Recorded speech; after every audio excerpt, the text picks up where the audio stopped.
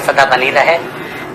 आ गया शरद पूर्णिमा की रात्रि, बड़े से बड़ी बीमारियां, बड़े से बड़े रोग, बड़े से बड़े बड़े कष्ट इस शरद पूर्णिमा की रात्रि को छूट जाते हैं। दमे की बीमारी, श्वास की बीमारी, अनिद्रा की बीमारी, रात्रि को जगना, ये सारी बीमारियां शरद पूर्णिमा की रात्रि को अगर व्यक्ति अपने जीवन को सुखमय बनाए, अपने जीवन को आनंदमय बनाए तो सब छूट सकता है। शरद पूर्णिमा की रात्रि को पीपल के पत्ते 5 लेकर उसके ऊपर खीर डालकर रात्रि को खा लेने से महाराज दमे की बीमारी, श्वास की बीमारी रुक जाती है। वो बीमारी बढ़ती नहीं है, उससे कष्ट नहीं होता। जिन बच्चों के नेत्र कमजोर होते हैं, रोशनी कमजोर होती है, शरद पूर्णिमा के दिन रात्रि को 12 बजे भगवान चंद्रदेव का दर्शन कराइए।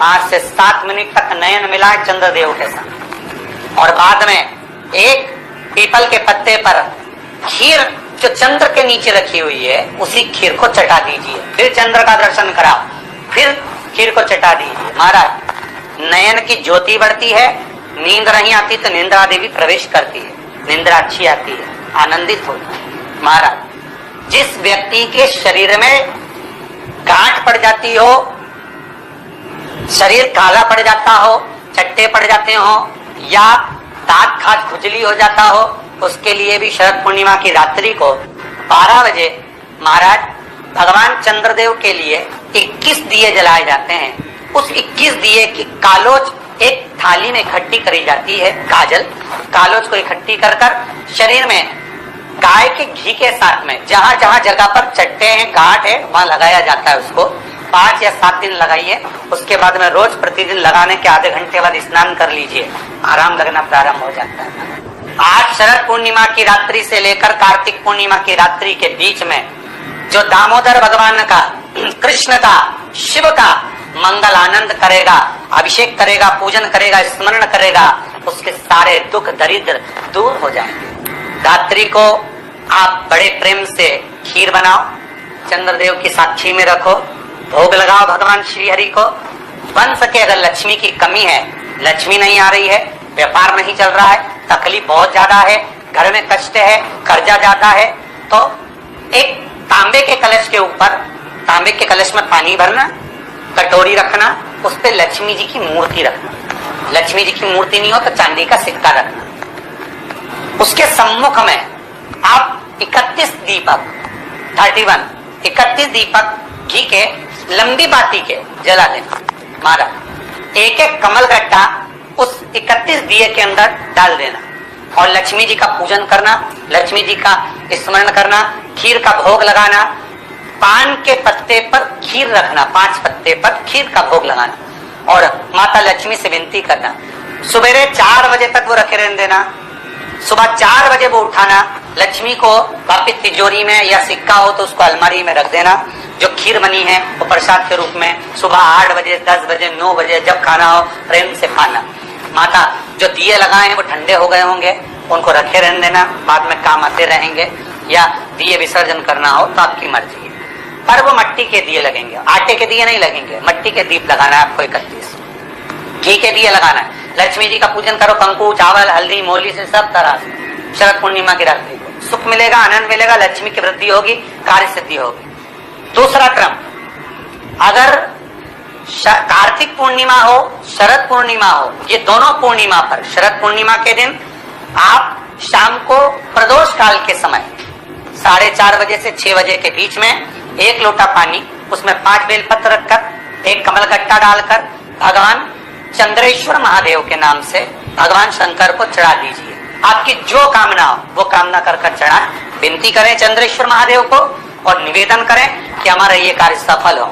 केवल शरद पूर्णिमा के दिन चढ़ाइए, कार्तिक पूर्णिमा तक क्या फल मिलता है हमको जरूर बताइए। भी शरद पूर्णिमा की रात्रि को और कार्तिक पूर्णिमा की रात्रि को गर्भवती नारी अपनी नाभि पर यदि चंद्र की दृष्टि पड़वा लेती है तो बच्चा विकलांग पैदा नहीं होता है। गर्भ से जो बालक होगा श्रेष्ठ होगा, विद्वान होगा, चतुर होगा, पढ़ने में होशियार होगा, क्योंकि ये चंद्र की किरणें जब समुद्र में उछाल ला सकती हैं तो आपके जीवन में भी तरक्की ला सकती है, उछाल ला सकती है। इसमें 1 लोटा पानी, 5 बेलपत्र, 5 बेलपत्र, एक शमी पत्र, एक शमी पत्र, 5 बेलपत्र तांबे के लोटे में जल में डाल लीजिए। 7 दाने अक्षत के आके अक्षत के डाल लीजिए।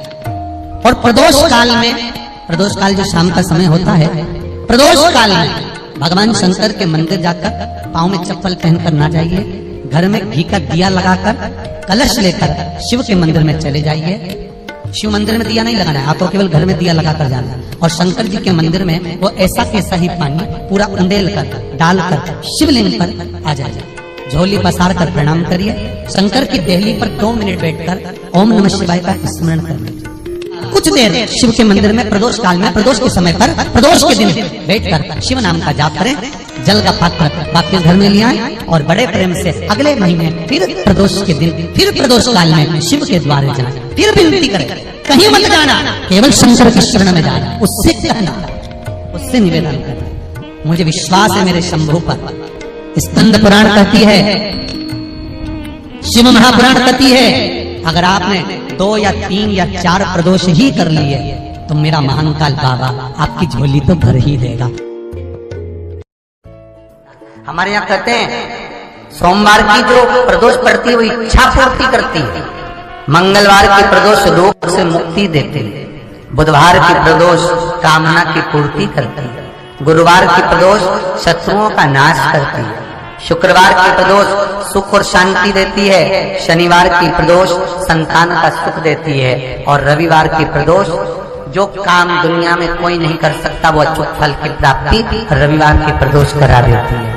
तो प्रदोष व्रत का नियम जो आप ले रहे हैं, प्रदोष व्रत को जो आप श्रवण कर रहे हैं उसको जरा ध्यान से सुनिएगा। सबसे पहले स्नान ब्रह्म मुहूर्त का, सुबह का, उसके बाद में फिर आसन पर बैठकर भगवान की भक्ति को धारण करना, शंकर का अनुमोदन करना, शिव भक्ति में डूबे रहना, शंकर का स्मरण करना, शंकर के नाम का स्मरण करते रहना। प्रदोष व्रत करने वाले को भोजन नहीं करना चाहिए। प्रदोष व्रत में नमक का सेवन वर्जित होता है। कारण, पूजा न करें प्रदोष काल में, शिव की आराधना करें। आगे वर्णन आया, प्रदोष व्रत करने